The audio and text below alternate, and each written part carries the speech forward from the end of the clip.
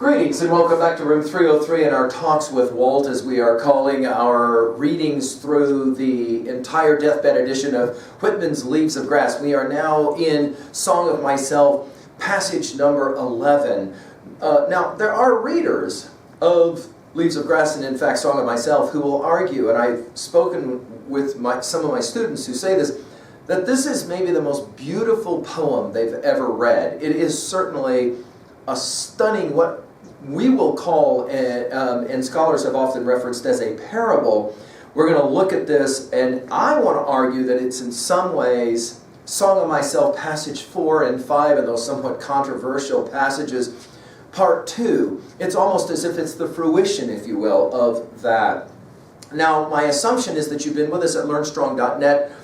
Down that left-hand side, Talks with Walt, our playlist. I'm hoping that you've already worked through the inscriptions, 24 poems, the 19 sections of Palmanoch, as well as you've worked with our stuff up through Lecture 10 of Song of Myself. Well, as we sometimes do, I'm just going to start with what the annotated Nortons has to say about this parable. They argue it's Walt Whitman's first. They call it audacious for its time. There is no question, and in fact it will be controversial. I mean, I mentioned already passages 4 and 5 of Song of Myself, and extraordinarily delicate, just to return to Norton's, in its sensitive recognition of loneliness and desire.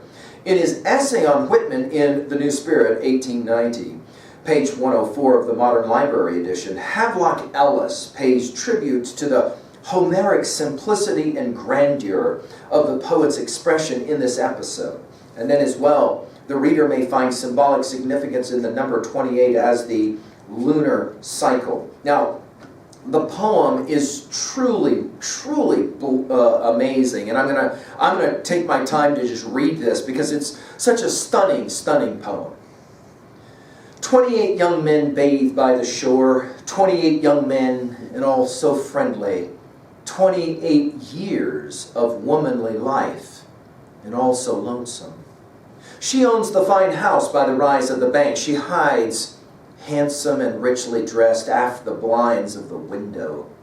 Which of the young men does she like the best? Ah, the homeliest of them is beautiful to her. Where are you off to, lady? For I see you. You splash in the water there, yet stay stock still in your room. Dancing and laughing along the beach came the 29th bather. The rest did not see her, but she saw them and loved them. The beards of the young men glistened with wet. It ran from their long hair. Little streams passed all over their bodies. An unseen hand also passed over their bodies. It descended tremblingly from their temples and ribs. The young men float on their backs, their white bellies bulge to the sun. They do not ask who seizes fast to them. They do not know who puffs and declines with pendant and bending arch. They do not think whom they souse with spray. Now, we pointed out already in our study of 4 and 5 that Whitman loves to play around with this erotical kind of language that makes one wonder if we're looking at something pornographic, obscene, or something just quite beautiful in its description of something other than the physical. And again, we're back to this kind of debate. There are many who just read this as obscene and pornographic, but I think when you call it a parable, you begin to recognize just how powerful this one is. Again, we'll start with 28. Notice it's young men. They are bathing by the shore. By the way, the word bathing for Whitman could mean not taking a bath necessarily, but just swimming, okay? By the way, I want to come back to passage 4 just one more time. I mean, it's just such a remarkable set of lines. And as I've said to you, I think in some ways passage 4 that we're looking at here is the heart, in large measure, of Leaves of Grass. Apart from the pulling and hauling stands what I am, stands amused, complacent, compassionating, idle, unitary, looks down, is erect, or bends an arm on an impalpable certain rest, looking with side-curved head, curious what will come next, both in and out of the game, and watching and wondering at it. Now, We've quoted these lines several times because it seems to me this is exactly what's happening. We pointed out that this section of Song of Myself, 8 through 16, is the great catalog section where all of these different kinds of things we're watching through the eyes of Whitman, very Tiresias-like.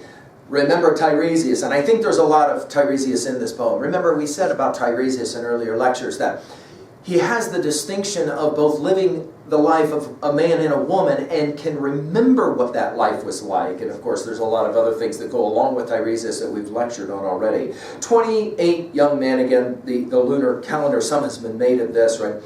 By the shore, 28 young men, and also friendly. We're back to the game again, right? 28 years.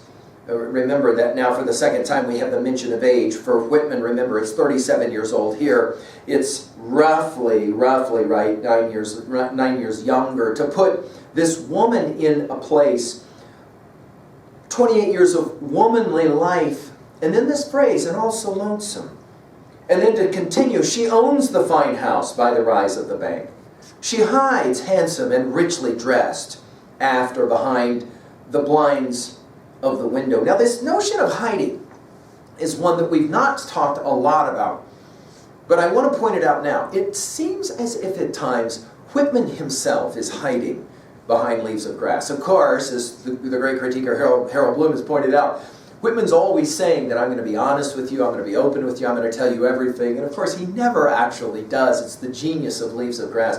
But here you've got this woman hiding behind the blinds, looking at the 28 guys who are out there, who are swimming or bathing, and she looks at them, and she's lonely, she's sad, she's wealthy, she's handsome, she's beautiful, but she's lonely. Then the power of the question, as we pointed out already from our beginning studies of Leaves of Grass, which of the young men does she like the best? And then that word which is kind of like a musing type of the homeliness of them is beautiful to her.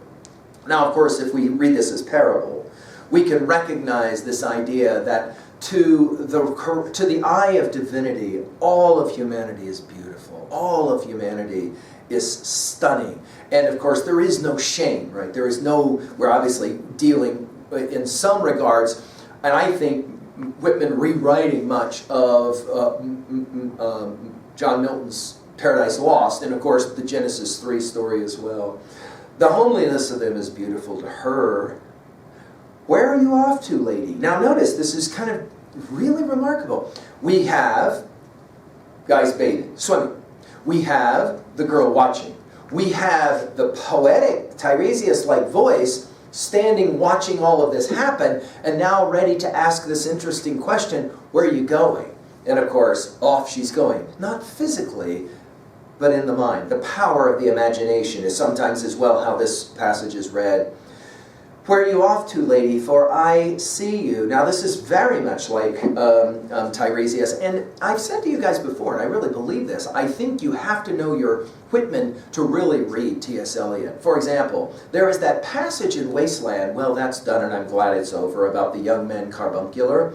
I think that we're playing in T.S. Eliot with a similar kind of view within the view, if you get my drift. In other words, we are, notice, almost like voyeurs, we're watching Whitman, the poet, watching this woman, watching, see the onion or the parfait for the Shrek fans in the house, nature of this kind of a poem, where she's now going to, in her mind and her imagination, go and join the 28 young men. Notice, you splash in the water there. This is all part of the game. Remember the line, both in and out of the game and watching and wondering at it? You splash in the water there, which will take us to the very end with souse and spray. You splash in the water there, yet stay stock still in your room. We think, of course, of Tennyson's Lady of Shalott, a poem that Whitman would have known as well. We've given full lectures on that one at learnstrong.net. Dancing and laughing, of course, this is the game, right? Along the beach, notice the shift in tense. Came the 29th bather. That is to say, here she comes down the beach. The rest did not see her, but she saw them and loved them. That is to say, they're all beautiful to her, and she will now love each of them.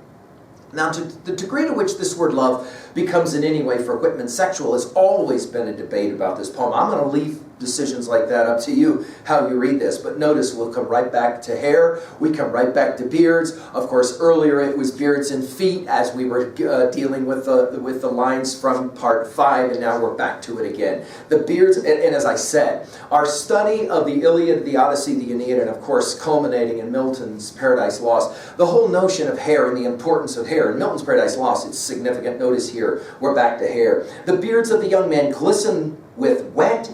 It ran from their long hair. Notice the interesting phrasing, tensing here, right? It ran from their long hair. Little streams passed all over their bodies. We're back, of course, to the really powerful physical erotic language of part 5. Go back and look at our lecture there. And then notice the unseen hand. An unseen hand also passed over their bodies. It descended tremblingly. It's an amazing word, and I want you to pay attention to the way that Whitman will play with the word trembling, and earlier it was gently. This notion of gentle or tremble, right? By the way, passage 32 of Song of Myself, Centenarian Story will be a poem that we will study where trembling comes back. Year That Trembled is actually one of the titles of the poems we'll study together. I want you to look at Vocalism, a beautiful poem, part 2 as well, where he talks about how he trembles when he hears the voice. It descended, that is to say, her unseen hand, trembling from their temples and ribs, of course, were moving down the body. There's no question the game Whitman is playing here. And yes, of course, it was not lost on his audience of 1855, which is why certain readers were a little bit like, whoa, whoa, whoa, what are you doing here? I mean, you're going a little bit too far maybe in this kind of language. I should point out that no one had really written poetry quite like this before, which is why it shocked so many people for its day of 1855, no question. The young men float on their backs, their white bellies bulge. I've said to you guys, if you want to be great writers, read great writers. And what is it that makes great writers? They have an eye. They have an eye. So, for example, Whitman must have seen something like this where, of course, they're going to have really, really white bellies because most of the guys are not going to have spent much time out in the sunshine getting tan, so their bellies are really white. They've taken their shirts off, right? Their bellies are really white. Notice that the word here is bulge. Now, in the 1855 original poem, it was swell. Now, why would he change from swell to bulge? I'll let you run that one to ground. It is interesting, though, that he would choose that now the word bulge. Their white bellies bulge to the sun. They do not ask who seizes fast to them. Now this word seize, go back to starting from Paumanok number 15, I have a right to be wrestled with. You'll remember those lines. I told you, this idea of hugging, grabbing, I mean, we've already seen this in Song of Myself as well. Grabbing, holding, seizing, wrestling, all of these terms will come here. Notice the word here will be seize. They do not ask who seizes fast to them. They do not know who puffs and declines with pendant, this suspended, and bending arch. They do not think whom they souse with spray. Now, again, this idea that we've already seen, I mean, just go back to passage 4, right? Bends an arm, scythed curd head, curious, right? What will come next? And then, of course, the line that we wrote both in and out of the game, waiting and wondering at it. Whitman is definitely coming back. What did we say already with several of of our lectures? Echoes. And again, I'm trying to point this out to you guys. The way in which there's echoes that keep coming back. Of course, much has been made of the sexual language of souse and spray at the end.